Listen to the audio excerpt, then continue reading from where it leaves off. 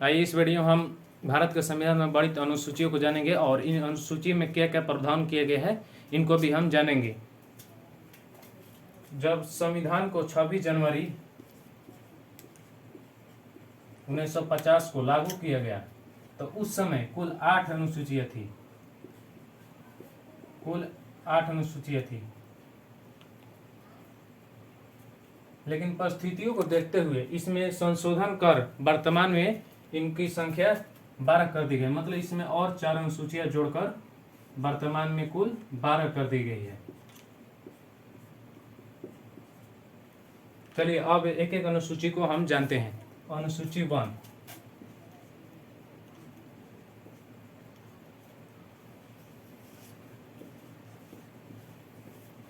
अनुसूची 1, अनुसूची 1 क्या कहते हैं? अनुसूची 1 कहता है कि भारत एक राज्यों का संघ है। भारत राज्यों का संघ है,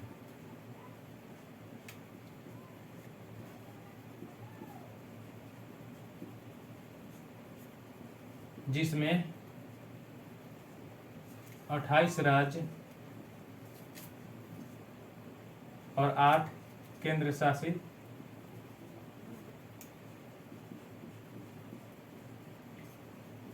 प्रदेश है। पहले में बोल दिए कि भारत एक राज्यों का संघ है जिसमें 28 राज्य और 8 केंद्र शासित प्रदेश है।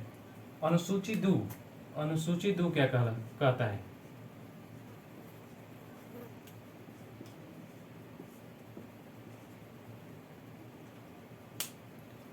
देखिए पहले अनुसूची 1 में कुछ लोग मिलकर इन्हें भारत को एक राज्यों का संघ बनाया होगा, इसलिए अब उनको हम वेतन देंगे। पहले में संघ बना दिया तो उसको अब वेतन मांगेंगे, तो दूसरा में हो जाएगा विभिन्न पदाधिकारियों का वेतन। ये इसमें वेतन को परिभाषित किया गया है। विभिन्न राष्ट्रपति, उपराष्ट्रपति, उच्चतम न्यायालय के मुख्य न्यायाधीश, इन सब पदाधिकारियों के वेतन के बारे में अनुसूची 2 में कहा गया है। अब अनुसूची 3,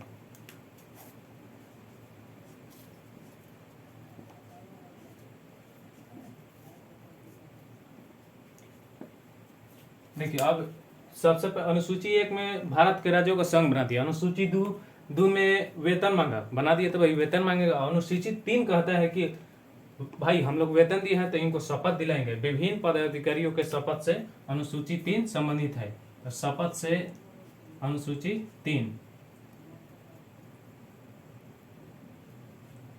है तो 3 असर का ऐसा ट्रिक है। ये तीनों को याद रखना आसान है। अनुसूची 1 में पहले क्या बता दिया? भारत एक राज्यों का संघ है, से किसी ने बनाया होगा, इसलिए अनुसूची 2 में उसे वे वेतन मांगेंगे। अनुसूची 2 में हम वेतन दे दिए। अनुसूची 3 में हम उनको शपथ दिला दिए। अब अनुसूची 4, अनुसूची 4,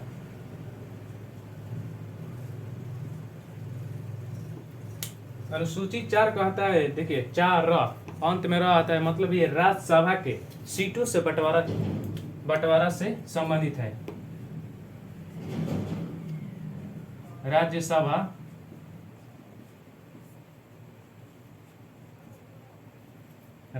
में प्रतिनिधित्व।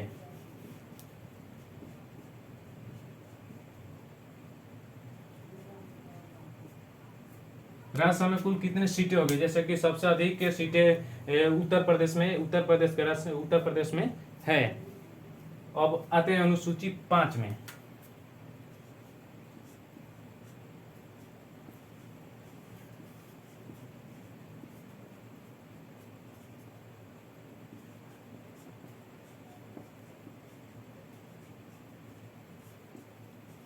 देखिए अनुसूची 5 और अनुसूची 6 दोनों लगभग एक ही जैसा है, लेकिन इसमें कुछ अनुसूची 6 में कुछ विशेष राज्यों को शामिल किया गया। सबसे पहले अनुसूची 5 जानते हैं। अनुसूची 5 कहता है अनुसूचित जनजाति,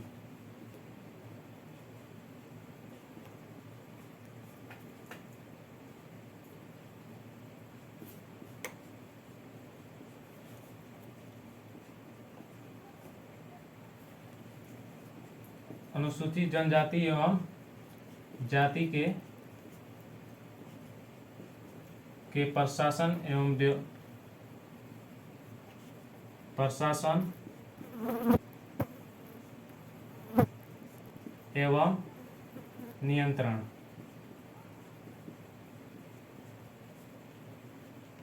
अनुसूची 6 में यही कहता है, लेकिन इसमें 4 राज्यों असम, मेघालय, असम, मेघालय, त्रिपुरा,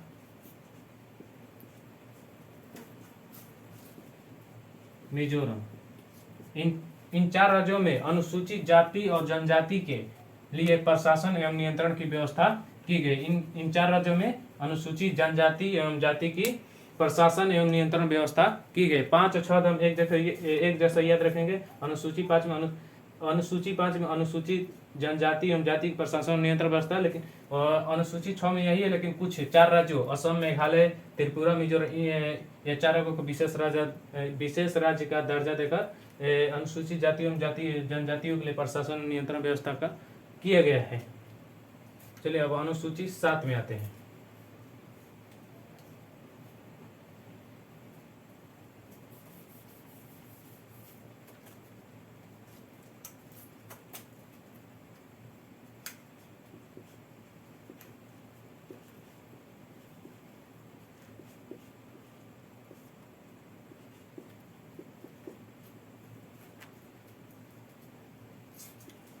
अनुसूची 7 कहता है शक्ति का बंटवारा, शक्ति का या विकेंद्रीकरण कर सकते हैं, विकेंद्रीकरण। अनुसूची 7 मतलब हमारे साथ कौन है, केंद्र सरकार या राज्य सरकार या दोनों है। मतलब कि इसमें अनुसूची 7 में 3 तरह के कानून, 3 लोगों द्वारा कानून बनाए जाएंगे। पहला, केंद्र सरकार द्वारा जो कानून के विषय होंगे उसे केंद्र सूची में रखा जाएगा। जो राज्य सरकार के कानूनी विषय होंगे उनको राज्य सूची में, और जो दोनों का विषय होंगे उसे समवर्ती सूची में रखा जाएगा। तो इसमें 3 सूचियां होंगे। पहला संघ सूची। संघ सूची के पहले देखिए, पहले यह 97 थे, लेकिन अब इसे बढ़ाकर 100 कर दिया गया है। पहले संघ सूची में कुल 97 विषय थे, लेकिन अब वर्तमान में 100 कर दिया गया है। संघ सूची में केवल केंद्र सरकार ही अपना कानून बनाएगी, इसमें राज्य सरकार का कोई हस्तक्षेप नहीं होगा। इसके विषय की बात करें तो विषय में आ जाएगा जितने भी विदेशी मामला है वह सब केंद्र सरकार द्वारा ही निपटाया जाएगा। इसमें राज्य सरकार कुछ नहीं हस्तक्षेप कर सकती है। विदेशी मामला,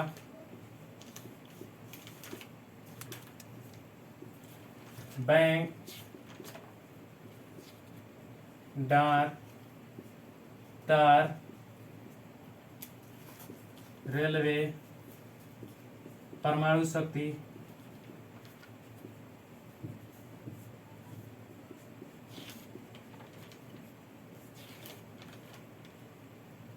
देखिए परमाणु शक्ति या केंद्र सरकार का कानून विषय, मतलब परमाणु शक्ति ऐसा नहीं किसी राज्य के मुख्यमंत्री ये नहीं कहेंगे हम भी जाएं, हम ही परमाणु बम बनाएंगे, ऐसा नहीं। ये अधिकार सिर्फ केंद्र सरकार को दिया गया है संघ सूची के अंतर्गत। अब दूसरा सूची है राज्य सूची।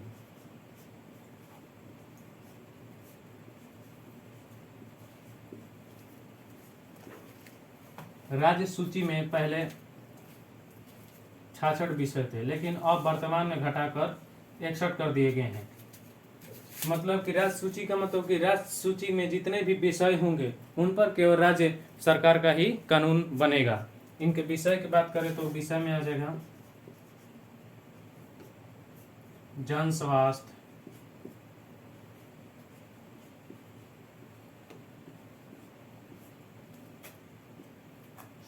पुलिस, जेल, शांति व्यवस्था,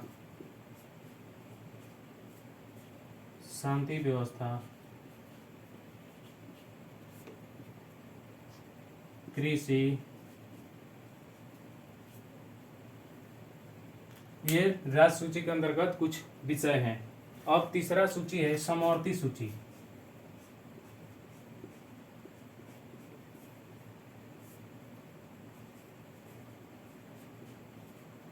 पहले इसमें 47 विषय थे, लेकिन वर्तमान में यह 52 कर दिए गए हैं।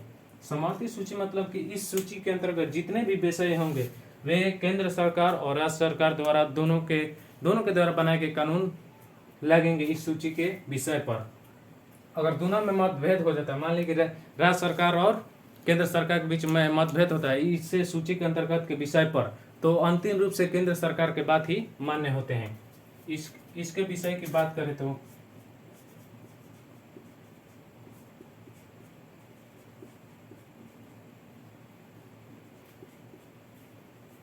दीवानी फौजदारी मामला इसी के अंतर्गत आ जाएगा, विवाह तलाक इसी के अंतर्गत आ जाएगा,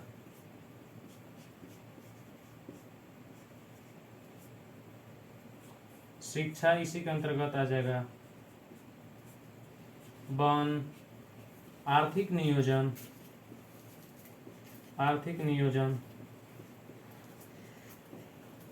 बिजली,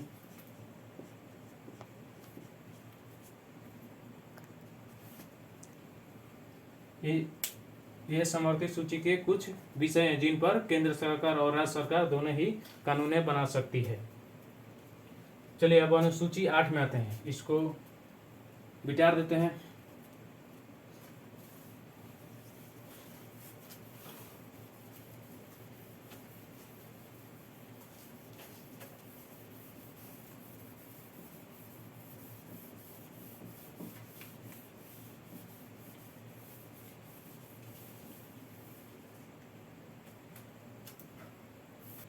अनुसूची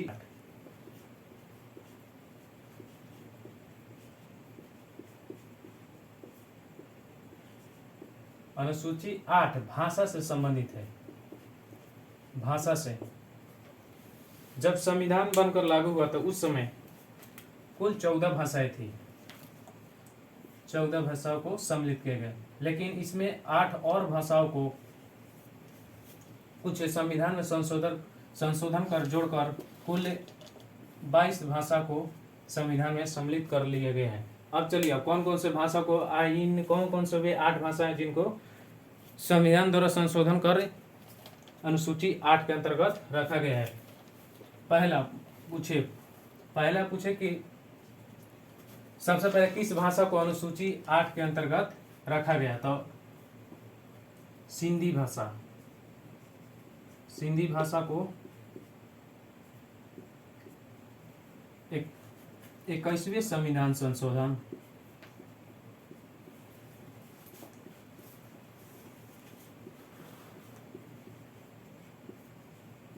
संविधान संशोधन 1967 21वीं संविधान संशोधन 1967 के अंतर्गत सिंधी भाषा को पहली बार अनुसूची 8 में भाषा में जोड़ा गया। और ठीक है, अगली बार तीन भाषाओं को जिनके ट्रिक के तौर पर है नमक, न से नेपाली, म से मणिपुरी,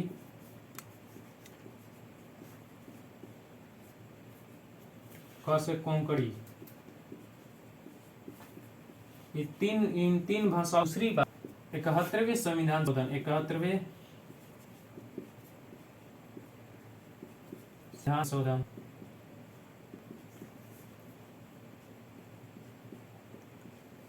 1992 के अंतर्गत इन तीन ट्रिक के तौर पर याद रखेंगे नमक, नेपाली, मणिपुरी, कोंकणी को अनुसूची 8 के भाग में जोड़ा गया।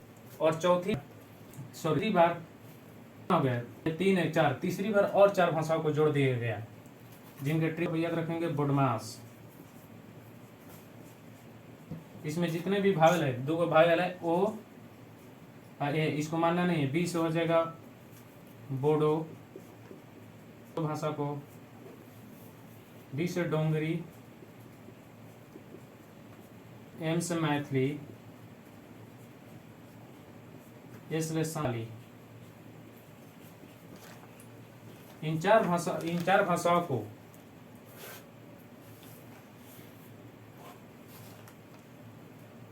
बानवे संविधान संशोधन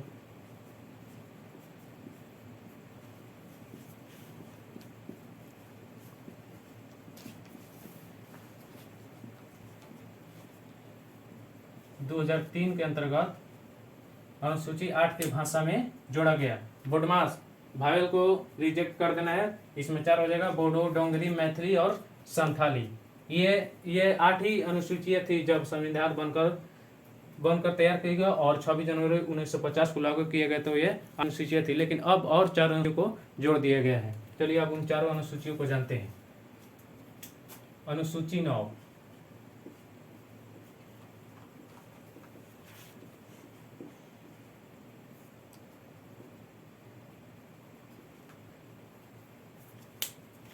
अनुसूची 9 किससे संबंधित है? भूमि अधिग्रहण। भूमि अधिग्रहण इसे कब जोड़ा गया? प्रथम संविधान संशोधन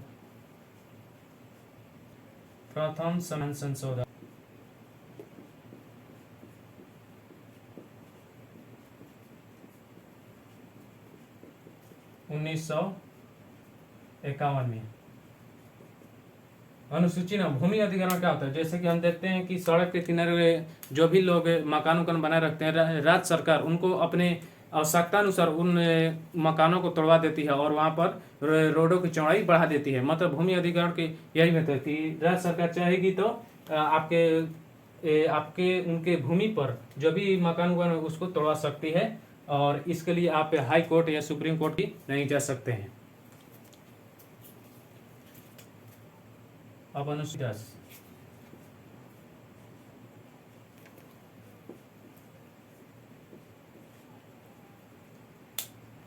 अनुसूची 10 मतलब 10 से 10 से दल बदल। इसमें दल बदल कानून को जोड़ा गया। दल बदल कानून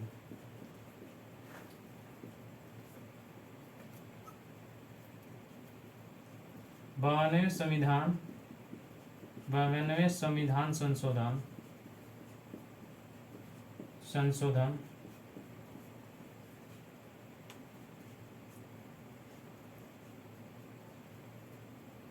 1985। 10 से 10 से दल बदल मतलब कि इसको आवाज गुणनखंड कर देंगे तो 2 गुने 5 मतलब कि 52। 52वें संविधान संशोधन कितने? 1985 में दल बदल कानून को अनुसूची 10 के अंतर्गत रखा गया। आते हैं अनुसूची 11।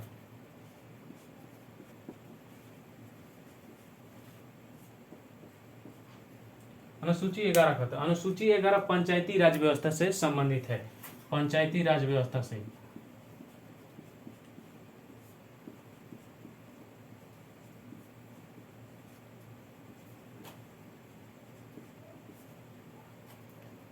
इसकी बात करें तो यह 73वें संविधान संशोधन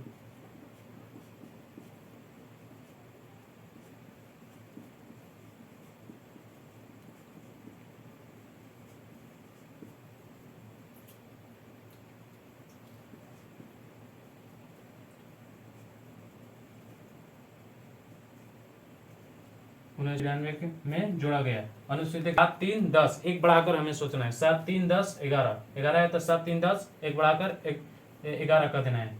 किस अनुसूची 11 में पंचायती राज व्यवस्था को किस संविधान? 73वें संविधान मतलब 7, 3, 10, 11 कब? 1993 में।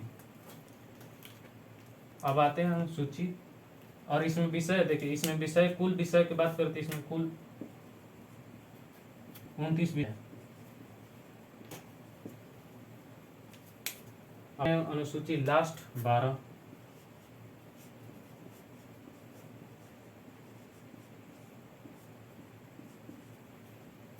अनुसूची 12 शहरी शासन व्यवस्था संबंधित है। शहरी शासन व्यवस्था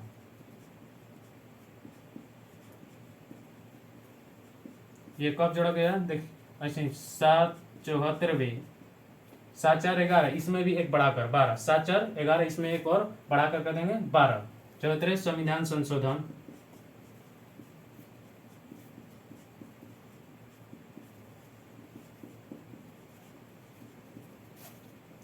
ये भी 1993 में इसे शामिल किया। याद कैसे? 12 मतलब बहरी मतलब शहरी शासन व्यवस्था से। और बात करें तो 12, 7, 4, 11 एक अपने एक ज़्यादा बढ़ाकर बोलेंगे 7×4 = 12। कब? 1993 में। 1993 में। चलिए खाली सब पूरा अनुसूची बोलते हैं। अनुसूची ये क्या करता है? पहले भारत को एक राज्यों का संघ बना दिया, किसी ने बनाया। अनुसूची 2 में क्या करें? वेतन मांगे तो अनुसूची 2 में वेतन दे देंगे। अनुसूची 3 में वेतन भाई दिए, पद दिलाएंगे, चलो कसम खाओ, कसम खाएंगे। अनुसूची राज्यसभा में सीटों का बंटवारा 4। अनुसूची 5 और 6 एक जैसा। अनुसूची जनजाति एवं जातियों के लिए नियंत्रण प्रशासन व्यवस्था। और ये अनुसूची 6 में 4 राज्यों को असम, मेघालय, त्रिपुरा और मिजोरम को जोड़ दिए गए। अनुसूची 7 कहता है हमारे 7 कौन है? राज्य सरकार, केंद्र सरकार। अनुसूची अब 8 क्या कहता है? अनुसूची 8 कहता है भाषा के बारे में अनुसूची 8 बोलता है। अनुसूची 9 बोलता है भूमि अधिकरण 9 भूमि अधिकरण। और अनुसूची 10 दल बदल। और अनुसूची 11 बोलता है पंचायत व्यवस्था। अनुसूची 12 मतलब बहरी मतलब शहरी शासन व्यवस्था के बारे में बोलता है। चलिए, भारत के संविधान में वर्णित अनुसूचियों से यह वीडियो यहीं पर समाप्त होता है।